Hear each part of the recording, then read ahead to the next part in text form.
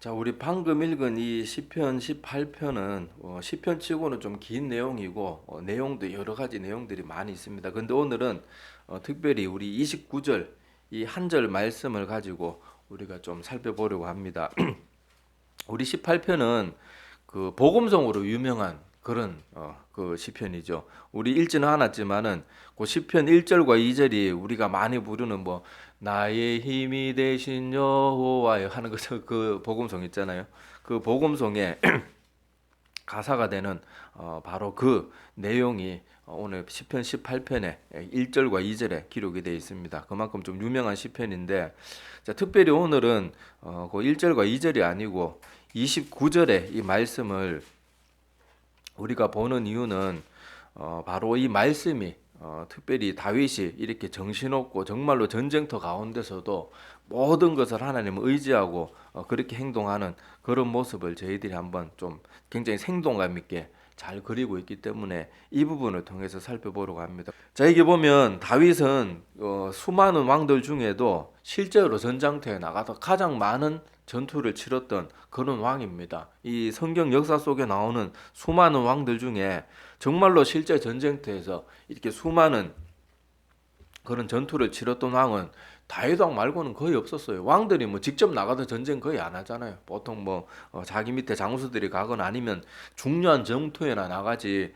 다윗은 젊었을 때부터 그렇게 전장터라는 전장터는 다 뛰어다니면서 그렇게 수많은 전투를 치렀던 그런 왕인데, 자, 이런 다윗 왕은요 이렇게 수많은 전투를 치르면서도 늘 용감했습니다. 자, 그래서 왜 이 사람이 용감했는가 하면요, 그게 오늘 바로 시편 18편 29절의 내용이에요. 자, 여기 보면, 자, 다윗이 이렇게 사실 여러분 전쟁터가 얼마나 정신없는 곳입니까?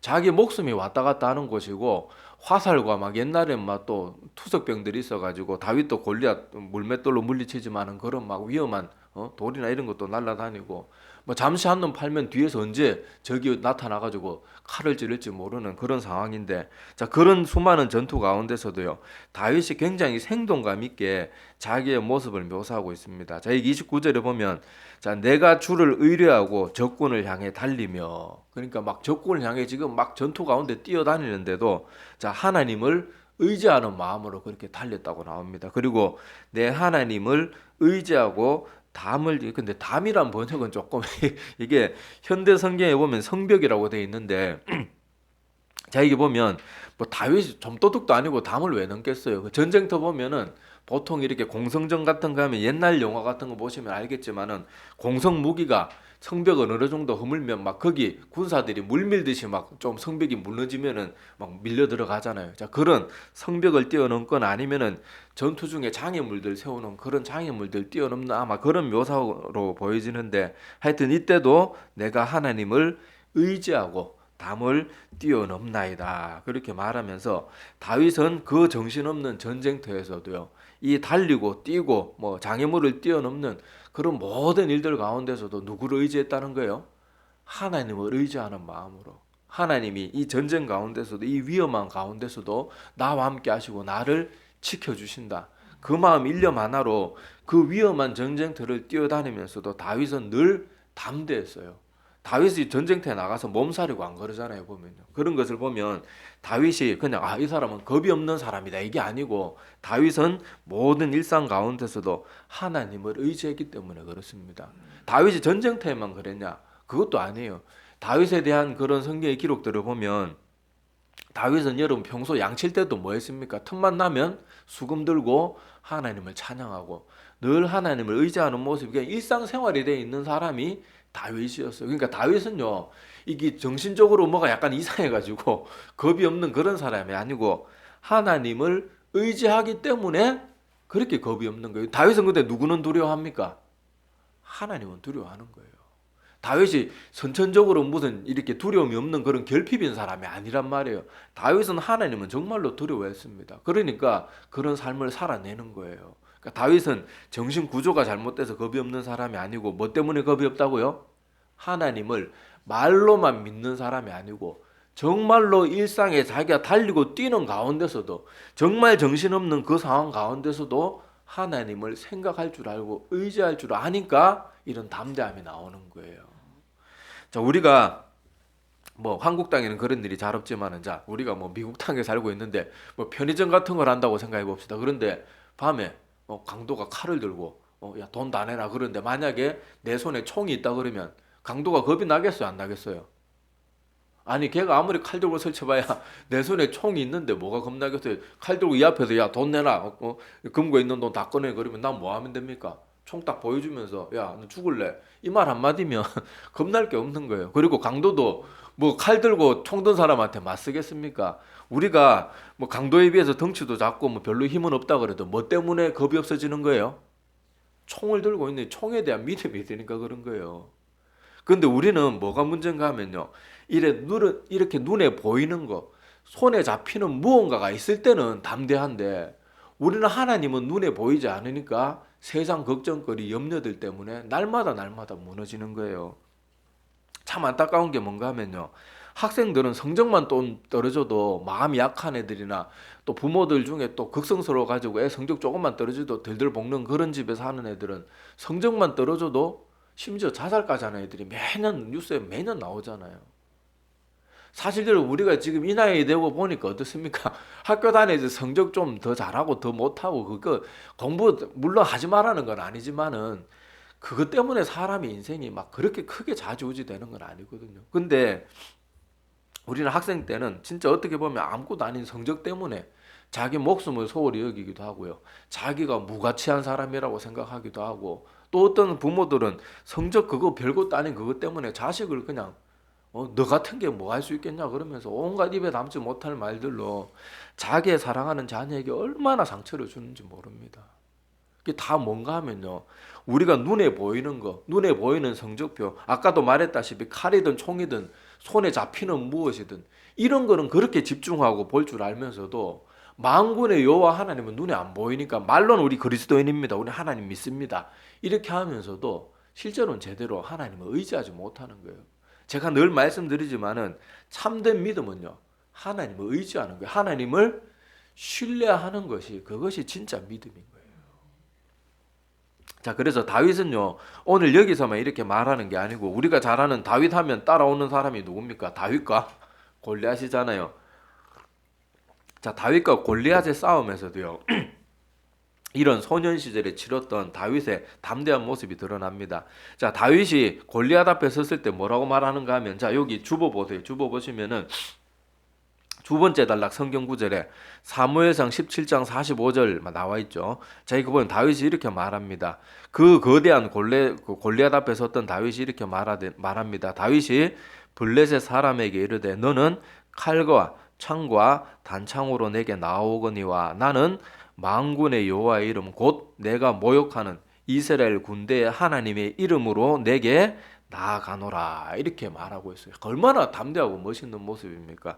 자, 성경의 기록을 보면요, 다윗이 골리앗과 전투할 당시에 뭐 이미 힘과 덩치나 장비나 모든 것이 싸움이 안 되는 그런 엄청난 격차를 가지고 있었습니다. 그래서 사울 왕도 뜯어말려요. 자, 그래서 여기 또 주보 그 다음 단락에 보면 사무엘상 17장 33절에서 37절 내용이 기록되어 있는데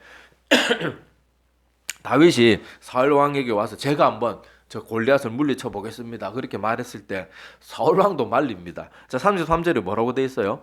사울이 다윗에게 이르되 내가 가서 저 블레셋 사람과 싸울 수 없으리니 너는 소년이요 그는 어려서부터 용사임이라. 자, 다윗은 지금 소년의 시기. 그러니까 청소년 그 정도 나이밖에 안 됐단 말이에요. 그런데 자, 골리앗은 어떤 사람이 이미 어른인데 그 살아온 과정도 뭐래요? 어려서부터 용사임이라. 전쟁터에서 자라온 사람. 그냥 전쟁터에서 잔뼈가 굵은 용사 중에 용사고 그냥 싸움만 잘하는 정도가 아니고 덩치도 어때요? 이건 일반 사람하고 완전 차원이 다른 그런 크기의 사람이었거든요.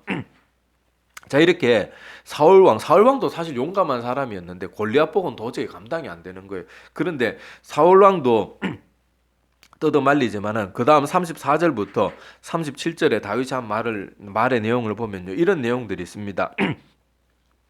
자기가 양을 지킬 때 사자나 곰이나 그런 애들이 와서 내 양떼 새끼를 물면 내가 가서 그것을 쳐 죽여가지고 양떼를 구해냈습니다. 자, 그렇게 말하면서 37절 말씀이 멋있어요. 또 다윗이 이르되 여호와께서 나를 사자의 발톱과 곰의 발톱에서 건져내셨은즉 나를 이 블레셋 사람의 손에서도 건져내시리이다. 사울이 다윗에게 이르되 가라 여호와께서 너와 함께 계시기를 원하노라 이렇게 말하면서 자 거기 고부 단락이 끝나는데 자 여기서도 뭐라고 말합니까? 다윗은 자기 힘만 가지고 설치는 그런 모습이 아니에요. 하나님께서 물론 다윗이 자기 맨손으로 가서 뭐 막대기 뭐 그런 거 가지고 가서 사자든 곰이든 잡았겠지만은 그 모든 가운데서도 누가 그렇게 해주셨다고 굳게 믿고 있는 거예요? 하나님. 여호와 하나님이 나와 함께 하시기 때문에 이 모든 일을 할 수 있었습니다. 저 골리앗이 덩치만 클 뿐이지 하나님이 나와 함께 하시면 아무것도 아닙니다. 그렇게 담대하게 믿음의 고백을 하니까 처음에는 떠도 말리던 그런 사울도 이제는 보내주는 거예요. 근데 골리앗에 대한 묘사를 보면요. 이 골리앗이 얼마나 대단한 사람이었는가 한번 볼게요. 자, 우리 사무엘상 17장 4절에서 7절, 그 다음 단락 주보에 나와 있죠. 자, 거기 보면요. 자, 블레셋 사람 진영에 싸움을 도두는 자가 왔는데 그의 이름은 골리앗이요 가드 사람이라 그의 키는 6규빗 한 뼘이요. 자, 이게 그때 당시 요 단위 그러니까 길이나 뭐 무게 단위가 지금 와서 정확하게 알 수는 없습니다. 그래서 지금의 그걸로 대충 환상해 보면은 한 230에서 또 이거 어떤 기준을 쓰냐에 따라서 270까지도 될 수 있는 그 정도 키의 사람인데 이 정도 키는요 실제 기네스북에도 이런 사람들이 있긴 있었어요. 자, 그 정도로 키가 컸고 자 이게 보면은 그 몸은 또 어떻게 장비를 갖추고 있는가 하면요 머리에는 노투구를 쓰고 몸에는 비늘 갑옷. 비늘 갑옷이 뭔가 하면은 그 우리 보통 사극에 보면은 우리 그 뭐 장수들이 보면 이렇게 뭐 찰랑찰랑하는 그 갑옷 있잖아요. 그 쇠 조각을 막 여러 겹 이렇게 매달아 가지고 화살이나 칼이 그 몸의 중요한 부위를 이렇게 관통하지 못하도록 입는 그 갑옷을 말하는데 자 몸에도 머리에는 투구를 썼고 이 몸에는 비늘 갑옷을 입고 갑옷의 무게가 놋 5,000세겔인데 이것도 현대 무게로 환산하면 대략 한 50kg가 넘습니다. 여러분 우리 보통 저 이마트나 뭐 하나로마트 가서 쌀 20kg짜리 하나만 들어도 막 너무 무겁잖아요. 그런데 그거 2개 반 갑옷 무게만 그 정도래요. 자 그리고 창은 또 얼마나 큰지 창 날 무게만 600세겔인데 600세겔은 약 6.8kg 정도 됩니다. 대략 7kg 정도 뭐 물론 지금 이 옛날 단위하고 지금 단위 조금 차이는 있을 텐데 하여튼 6kg라 잡아도요. 창 날무게만 6kg인데 여러분 6kg 뭐 어디 뭐 크게 무겁냐 좀 뭐 힘 좀 쓰는 사람은 아유 뭐 10kg짜리 얼마든지 한 손으로 버쩍버쩍 드는데 그게 아니에요. 여러분 창이 뭡니까 창 길잖아요. 여기서 쓰는 여기 창은 앞에 여러분 그 긴 손잡이가 뒤에 있고 앞에 그 긴 날이 창날이 있는 그 무게가 뭐 7kg 정도 되는 6kg라 잡아도 그 무거운 창이 긴 창 끝에 달려 있으면 이건 또 얘기가 틀려지는 거예요. 일반 성인은요 이거 들고 잘 못 휘두릅니다. 그런데 이 골리앗은 그런 창을 가지고 있었다 그럽니다. 자 그리고 무기도 보면요.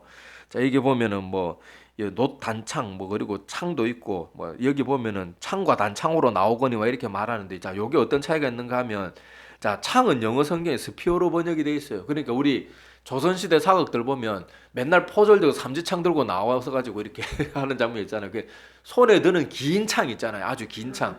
그것이 스피어라는 창이고 단창으로 표현된 건 사실 단창이라고 표현하기보다 투창으로 표현하는 게 더 이해가 맞고 우리 이제 올림픽 보면은 창 던지기 하잖아요. 그래서 창에는 길게 긴 창으로 손에 들고 싸우는 창이 있고 또 던져서 적을 쓰러뜨리기 위해서 던지는 창이 있는데 단창은 바로 그 투창을 말합니다. 그래서 이 창은 어떻게 써요? 좀 작고 가벼워야 돼요. 그래서 투창 이거까지 있고 또 뭐까지 갖추고 있는가 하면요. 제 성경에 보니까 칼까지 갖추고 있고 또 방패가 얼마나 튼튼하고 무거웠는가 하면요. 평소에는 골리앗의 방패를 들어주는 병사가 따로 있을 정도로 완전 중무장을 한 거예요. 그러니까 이 시대로 말하면요. 그냥 일개 보병 앞에 칼 들고 설치는 보병 앞에 이 완전 중무장한 중전차가 앞에 한 대 서 있는 거하고 같은 그런 모습인 거예요. 그런데도 다윗은 이 모든 것을 보고도요. 하나도 겁먹지 않고 또 사울왕은 걱정이 돼가지고 자기가 입던 갑옷하고 칼하고 지어주는데 다윗은 아직 소년이잖아요. 몸이 덜 자란 상태란 말이에요. 그러니까 성인 남자 성인인 그리고 또 이 사울왕은 여러분 성경 기록에 보면 다른 사람보다 머리 하나는 더 컸다고 나오는데 아직 키도 덜 자란 이 다윗에게 이거 어떻게 맡겠어요? 그러니까 다윗이 입어보고 몇 번 걸어보다가는 아이고 왕이시여 이건 안 되겠습니다. 그래놓고는 뭐 들고 나갑니까? 평소 목동에 쓰던 짝대기하고 물맷돌 들고 나가는 거예요. 자 그렇게 나가면서 다윗 앞에 서니까 골리앗이 보고 놀리죠. 야, 네가 무슨 나를 무슨 똥강아지로 하느냐? 뭐내 짝대 가지고 돌멩이 하나 가지고 네가 지금 나한테 뭘 하겠느냐? 그렇게 비웃는 장면이 성경에 그대로 기록되어 있는데 그때 했던 말이 아까 했던 너는 지금 칼과 창과 단창으로 내게 나오지만 나는 네가 모욕하고 있는 이스라엘의 하나님 만군의 여호와의 이름으로 내 앞에 나가노라. 눈에 보이지는 않지만 골리앗은 지금 전부 자기 눈에 보이는 것이고 자기 몸에 갖추고 있는 것들이라 가지고 다윗을 비웃지만은 다윗은 몸에 걸친 것 하나 없지만은 누구만을 보고 담대하게 나가는 거예요. 하나님만 의지하고 나가는 거예요.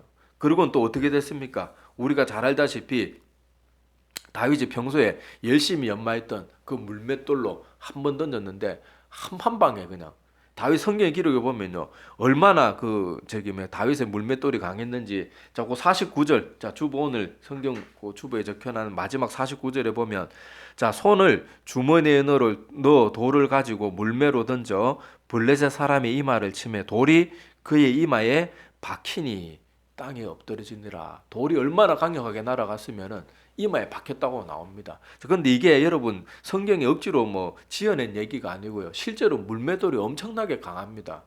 물맷돌이 뭔가 하면 사람의 팔로 던지면 팔이 길지가 않기 때문에 힘의 한계가 있어요. 힘의 한계가 있는데 물맷돌은 줄을 길게 매달아가지고 이걸 돌리다가 딱 놓으면 한참 막 세게 돌리다가 딱 놓으면 그 힘이 얼마나 강하겠습니까? 그런데 실제로 물맷돌을 잘 던지는 사람들의 돌이 날아가는 속도가 거의 시속 200km에 가까이 육박하게 나온다 그럽니다. 그런데 이 돌, 그리고 물맷돌을 쓰는 돌은요, 성경에 보면 다윗도 냇가에 가서 돌을 골랐다고 나오는데 그냥 아무 돌이나 쓰는 게 아니에요. 무겁고 단단하고 적당한 크기의 돌을 골라가지고 이걸 시속 200km로 던지니까요. 이게 사람 그냥 머리로 완전 박살을 내버리는 거예요. 그래서 골리앗은 한 방에 나가 떨어지게 됩니다. 이 모든 것이 다윗이 담대하게 하나님을 믿고 의지했기 때문에 평소에 물맷 실력이 나오지. 만약에 다윗이 골리앗의 모습을 보고 벌벌 떨면요 물맷도 제일 잡지도 못하고 벌벌 떨다가 끝났을 거예요. 그런데 다윗은 이 골리앗이 중무장을 하고 있어도 하나도 두렵지 않은 거예요. 왜냐하면 하나님을 다윗은 그냥 말로만 믿는 사람이 아니고 정말 지금 나와 함께하고 내 팔을 붙드시는 그런 하나님이라고 확신을 하는 그런 믿음이 있으니까 담대하게 나가서 그 골리앗을 물리치는 것입니다. 자, 그래서 오늘 이 다윗의 모습, 여기 오늘 골리앗에 싸웠던 모습도 그렇고 오늘 시편에 기록된 저는 이 시편 18편 29절을 읽을 때 이 모습이 되게 막 생동감 있게 막 다가오더라고요. 자, 그래서 여기 보면 내가 주를 의뢰하고 적군을 향해 달리며 내 하나님을 의지하고 밤을 뛰어넘나이다. 이렇게 생동감 있는 정신없는 전쟁터 가운데서도 다윗은 하나님을 의지했기 때문에 이렇게 일상 가운데서 심지어 전쟁터 가운데서도 이런 담대함이 나오고 한치의 흔들림이 없는 그런 모습이 나오게 됩니다. 자, 그래서 우리도 다윗의 모습을 보면서 우리도 우리 자신을 한번 살펴봐야 돼요. 우리는 다들 하나님에 대한 말씀을 많이 들었어요. 하나님이 어떤 분인지도 압니다. 그런데 다윗과 같이 하나님을 정말 일상 가운데 잘 의지도 않고 잘 의식하지도 않아요.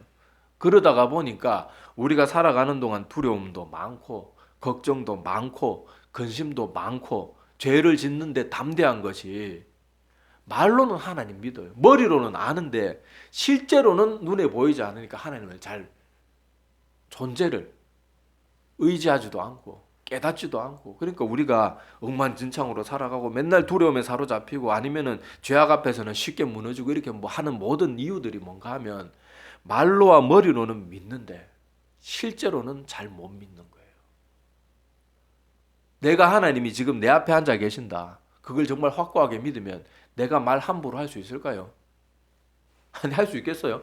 아니 하나님은 둘째 치고요. 경찰이 내 앞에 있는데 함부로 막 무슨 말하고 나쁜 짓 하고 그렇게 할 수 있겠냐고요. 다 보고 있다 그러면 못 하잖아요. 그런데 우리는 눈앞에 하나님이 안 보이니까 하나님을 잘 의식하지 못하는 거예요. 근데 진짜 믿음은 뭐예요? 내가 눈에 보이든 보이지 않든 하나님을 항상 의식하고 그 하나님의 뜻대로 살아가는 거. 그것이 진짜 참된 믿음의 사람들의 모습입니다. 그래서 우리 믿음의 최종 결과는 뭔가 하면요. 모든 실제 삶 가운데 하나님을 신뢰함으로 행동하는 것이 나타나는 게 그게 우리 진짜 믿음의 실제로 나타나는 최종 결과의 모습이 바로 그거예요. 근데 다윗은 실제 생활 가운데서도요. 이런 훌륭한 믿음의 모습이 나타났던 거예요. 물론 다윗도 인생 가운데 몇 번 무너진 적이 있긴 있습니다. 그래도 다윗은요. 우리 일반인들과는 완전히 차원이 다른 진짜 훌륭한 믿음을 가지고 있었던 사람이에요. 그러니까 성경에서도 하나님이 수많은 성경 인물들 중에 다윗은 얼마나 사랑하셨는지 몰라요. 왜냐하면 이런 믿음을 가지고 있으니까. 전쟁터의 그 두려운 상황 가운데 까딱 잘못하면 내 목이 날아가는 그 순간에서도요. 다윗은 담대하게 뛰고 성벽도 뛰어넘고 장애물도 뛰어넘고 그렇게 하는 거예요. 그 상황 우리 같으면요. 이런 정신없는 가운데 하나님의 생각이나 나겠습니까? 살아야 되겠다는 생각밖에 없지. 저도 군대 가서 옛날에 군대 가면요. 뭐 조금만 뭐 밑에 쫄따구대 잘못하면 한 번씩 단체 기합을 주고 막 구타를 막 합니다. 그때 막 시큰 얻어 터지면 살아야 되겠다는 생각밖에 안 나요. 근데 이 전쟁터는 그거보다 훨씬 더 심한 상황이잖아요. 그런데도 다윗은 담대했던 이유가 하나님을 온전히 신뢰하는 믿음이 있기 때문에 그런 거예요. 그래서 진짜 믿음은 말로만 하는 믿음, 성경에 대한 지식이 많은 그런 믿음이 아니고요. 그 진짜 믿음이 내 삶에 어떻게 나타나는가가 중요합니다. 그래서 우리 대부분의 믿음의 사람들은요. 이렇게 우리 성경 말씀에 비추어 보면요. 대부분의 사람들은 마음밭의 비유로 따지면은 마음밭이 정말 옥토와 같은 그런 마음밭이 되어 있는 그런 상태가 아니고 대부분은 돌밭과 가시밭과 같은 그런 상태에 머물러 있어요. 돌밭과 같은 마음이나 가시밭과 같은 마음이나 둘 다 성경의 기록에 보면 하나님의 말씀을 듣고 기뻐하고 반응을 하는 마음입니다. 그런데 뭐 때문에 열매를 못 맺는다고 나와요? 돌밭은 여러 가지 어려움이나 두려운 일이 생기면 그것에 무너져 버리는 거예요. 가시밭은 뭡니까? 세상의 염려나 재물 그런 걱정 근심들 때문에 또 열매 맺지 못하고 무너지는 거예요. 꼭 우리 마음하고 같잖아요. 근데 성경에 보면 하나님이 인정하시는 그 열매 맺는 30배, 60배, 100배의 열매 맺는 그런 마음은 뭡니까? 하나님의 말씀을 받고 뿌리 내리고 열매가 맺어지는 거예요.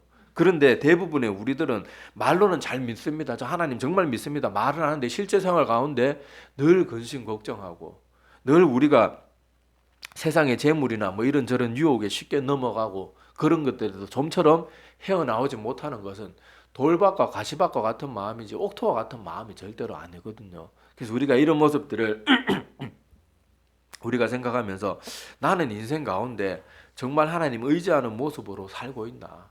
조금만 걱정 근심거리가 찾아오면 아이고 막 세상 다 끝난 것처럼 막 불평하고 투덜거리고 나 원망하고 그러고 있지는 않나. 한번 생각해 봐야 됩니다. 만약에 아까 말했던 학생 뭐 예를 들자 그러면 자, 학생이 공부하다가 보면 물론 자기가 안 해서 그럴 수도 있지만 열심히 해도 성적이 떨어질 때가 있거든요. 자, 그럴 때 그리고 뭐 대학 시험을 쳤는데 떨어졌다. 그럴 때 인생 끝난 것처럼 생각할 필요가 없어요. 진짜 믿음의 사람이라 그러면 아, 하나님이 이런 일들을 통해서 나를 뭔가 돌아가게 하시는가 보다. 아니면 나를 뭐 겸손케 하시는가 보다. 물론 우리가 하나님의 뜻을 100% 정확하게 다 알 수는 없습니다. 그런데 우리가 하나님을 정말 믿고 의지한다 그러면 이 모든 일들 가운데서도 뭐가 있다는 걸 알아야 돼요. 하나님의 뜻과 계획이 있다는 걸 알아야 돼요. 내가 열심히 했는데 안 좋은 결과가 왔다. 그러면 하나님이 분명히 또 다른 무엇인가가 있기 때문에 그랬을 것이고 내가 열심히 안 해서 그런 결과가 왔다. 그러면 당연히 내가 열심히 해서 좋은 결과 얻는 게 하나님이 가르치고 싶어 하시는 것이겠죠. 자, 그렇게 우리가 하나님을 의지하면서 이런저런 것들을 받아서 이겨낼 줄 알고 하나님을 의지할 줄 아는 마음이 계속 되어야 되는 거예요. 근데 우리는 막 뭐 아이들 대학 하나만 떨어져도 막 인생 다 끝난 것처럼 온 집이 초상집 분위기가 돼가지고 그럴 필요 없단 말이에요. 하나님이 무엇인가 다른 뜻이 있겠지. 하나님이 더 좋은 길로 인도하시겠지. 그리고 뭐 가족들도 그렇고 학생 본인도 자체도 그렇고 정말 노력 안 해서 그랬으면은 아, 인생이 노력 없이는 얻어지는 게 없구나. 그런 것을 가르치시기 위해서 그런가 보다. 하나님을 자꾸 생각하고 의지하면서 나가야 되는 거예요. 근데 우리는 하나님은 온데간데 없고 맨날 자기 생각, 눈앞에 있는 그런 것들에만 우리 생각이 빠져가지고 하나님 앞에 최선을 다해서 살지도 않고 게으르고 나태하게 살고 걱정 근심 속에 빠져 살고 맨날 그렇게 하는데, 자, 그런 모습들은 하나님을 믿는 사람들의 모습이 아닙니다. 전에 제가 어떤 큰 교회 담임을 하는 목사님의 간증을 들은 적이 있는데, 자, 이 목사님은 신학교에 가려고 분명히 옛날에 은혜 받고 기도했을 때는 하나님이 자기에게 목회의 길을 가도록 응답을 주셨대요. 그런데 심지어 10번을 신학교 들어가기 위해서 10번을 10년을 고비한 거예요. 뭐 여러분, 어떤 사람들은 뭐 요새는 목사 개나 소나 다 한다 뭐 이렇게 함부로 말하는 사람이 있는데, 그거는 이상한 교단에 이상한 그런 거고, 그렇게 말하는 사람들 우리 총신이나 장신 같은 데 한번 시험 쳐보라 그러세요. 그리고 1년 신입생 때 경건 훈련 같은 거 1년 동안 감옥 같은 생활 한번 해보라. 버티지도 못할 사람들이 함부로 그렇게 말하지 말고. 자, 하여튼 여기 보니까 그 목사님도 10번이나 신학교에 들어가려고 그렇게 열심히 공부하고 그랬는데도요. 우리 같으면 10번, 10번이 뭐야, 한 5번 정도만 해도요. 다 포기하고 아예 하나님이 내가 그때 응답을 잘못 받았는가 보다. 이렇게 생각하고 말 텐데. 자, 이 목사님은 10번 있는 동안 실망하지 않고 계속 시험 쳐가지고 결국은 이제 신학교 들어가서 목사님이 되었고, 지금은 하나님이 부흥을 주셔가지고 큰 많은 양떼를 인도하는 그런 훌륭한 목회자가 된 그런 간증을 들은 적이 있습니다. 자, 그래서 거기서도 보면 이 목사님이 몇 번 시도가 안 되고 뭐 그렇다고 아이고 뭐 다 끝났는가 보다, 하나님 주셨던 그런 음성이나 응답들은 다 잊어버리고 자기 멋대로 행동했다 그러면 그냥 뭐 그저 평범하게 그렇게 살아가는 거, 하나님 사명과 상관없이. 그런데 이 목사님은 그렇게 우리 같으면 벌써 몇 번이나 포기했을 만한 10번, 말이 10번이죠. 이게 보통 힘든 일이 아니거든요. 그래서 10번이나 신학교 입학에 실패하면서도 하나님을 신뢰하는 그 믿음을 잃지 않은 거예요.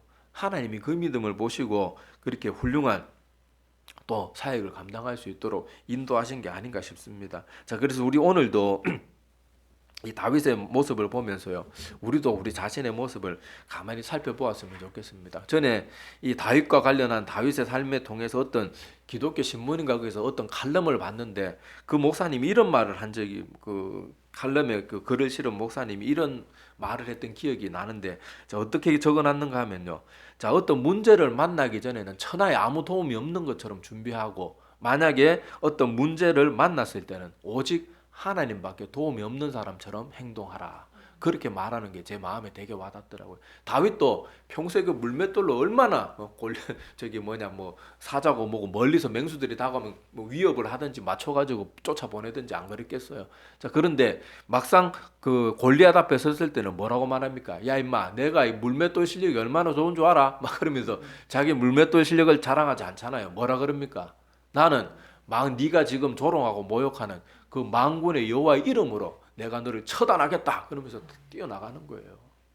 그러니까 믿음의 사람들은 일상 가운데서도요, 열심히 자기 할 수 있는 최선을 절대 게으르고, 제가 늘 말씀드리지만요, 성령 받고 참된 믿음 있는 사람은요 절대 게으르게 살 수가 없어요. 하나님 믿는데 게으르다 그러는 그런 사람은요, 그건 말이 안 되는 사람이에요. 말이 안 되는 사람이에요. 우리 일상 가운데 최선을 다해 살지만은 어떤 문제를 만났을 때는 나는 아무것도 아니고 하나님이 다 하시는, 그 하나님을 온전히 의지하는 거, 그게 진짜 믿음의 사람의 모습들인 줄로 압니다. 그래서 오늘 이 다윗의 모습, 이 평소에 전쟁터 그 위험한 상황 가운데서도 전쟁터를 달리면서도 그렇게 하나님을 의뢰하고 하나님을 의지하고 전쟁터를 뛰어다니고 성벽을 뛰어넘고 그렇게 위험천만한 것도 하나님과 함께했던 그 다윗의 모습 우리가 생각하면서, 우리도 말로만 하는 믿음, 머리로만 믿는 그런 믿음이 아니고 정말로 하나님을 온전히 의지하는 진짜 참된 믿음의 사람들이 되어서 우리 일상 가운데 이런저런 걱정거리도 하나님께 다 맡기고, 하나님이 나와 함께 하시는데 반드시 나를 더 좋은 길로 인도하실 것이다. 모든 것이 합력해서 결국에는 선을 이룰 것이다. 그렇게 하나님을 믿고 의지하면서 매일매일을 불평, 원망, 걱정, 근심, 두려움 가운데 사는 게 아니고 그 희망과 또 하나님을 향한 소망을 가지고 살아가는 우리 모두가 되기를 소망합니다. 예, 기도드리겠습니다.